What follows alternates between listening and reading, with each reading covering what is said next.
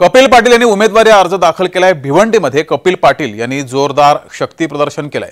तर महायुतीचे भिवंडी लोकसभेचे उमेदवार कपिल पाटील यांनी उमेदवारी अर्ज दाखल करण्यापूर्वी भिवंडी शहरामधील छत्रपती शिवाजी महाराजांच्या अश्वारूढ पुतळ्याला अभिवादन करत रॅली काढून जोरदार शक्ती प्रदर्शन केलंय। यावेळेस महाराष्ट्राचे मुख्यमंत्री एकनाथ शिंदे, उपमुख्यमंत्री देवेंद्र फडणवीस, आमदार महेश चौगुले तसंच किसन कथोरे, निरंजन डावखरे यांची उपस्थिती होती।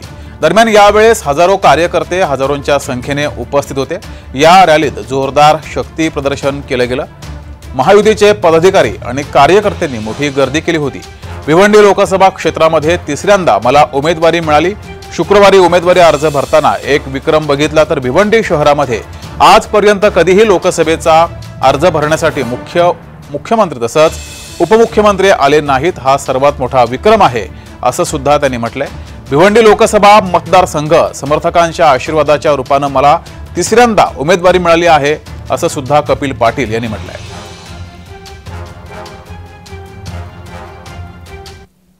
लोकसभेचा फॉर्म भरण्यासाठी मुख्यमंत्री उपमुख्यमंत्री हे आले नाहीत। हा एक पाहिलेला रेकॉर्ड आहे आणि दुसरा रेकॉर्ड आहे आज जे समर्थन या भिवंडी लोकसभा क्षेत्रामधून उमेदवारी अर्ज भरताना लोकांचा आशीर्वादाच्या रूपाने मिळालं, तो एक भिवंडी शहरातल्या नागरिकांनी बघितलेला रेकॉर्ड आहे। आणि म्हणून निश्चितपणाने मी सांगेन की या ठिकाणी भिवंडी लोकसभा क्षेत्रामध्ये महायुतीची तिसरी टर्म ही 100% होणार। देशाचे प्रधानमंत्री नरेंद्र मोदीजी यांना प्रधानमंत्री करण्यासाठी एवढ्या मोठ्या संख्येने आज इथे जनसागर लोटला होता आशीर्वाद देण्यासाठी। त्यामुळे आम्हाला खात्री आहे की मोदीजी पुन्हा तिसऱ्यांदा प्रधानमंत्री होणार आणि इथे भिवंडीमध्ये तिसऱ्यांदा पुन्हा कमळ फुलणार।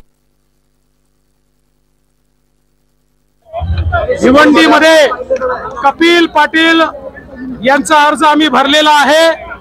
प्रचंड रिस्पॉन्स होता, आपण सगळ्यांनी बघितलं आहे। महायुतीच्या मागे आणि मोदीजींच्या मागे प्रचंड जनसमुदाय आहे। आम्ही ही जागा रेकॉर्ड मताने जिंकू हा मला विश्वास आहे।